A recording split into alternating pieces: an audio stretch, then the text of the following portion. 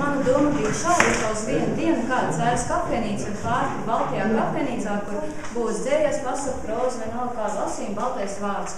Un tā varētu būt sadarbībā ar biblioteku, ar biedrību Harmoniju, protams, dot iespēju arī jaunajiem talantiem, skolu jaunatni, izsludinot kaut kādu konkursu vai kādu citādā veidā. Un šajā dienā tam notiek šie lasījumi, un cilvēki bauda to rimti un nesteidzīgi, jo pēc svētkiem dažreiz gribās arī, tas varbūt kādā pēdējā dienā atpūsties lēni un mierīgi.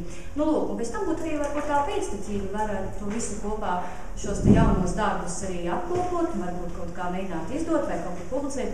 Var sakot, arī tad būtu tā, ka rakstnieki tiek uzaicinātie profesionāli atnāk, tad viņi varētu arī šos te jaunos klausīties un vērtēt, un varētu tas tā kā turpināties. Kafejnīcā būtu ļoti jauka šās pasākumus, un īstenībā varbūt tā būtu tāda tradīcija, kas aizsāktos turpmāk arī kādā kafejnīcā visu gadu, varbūt kaut tur varētu notikt kādu ideālu sajietu, kas tā kā veicinātu visu šo tālāk. Tā. Paldies!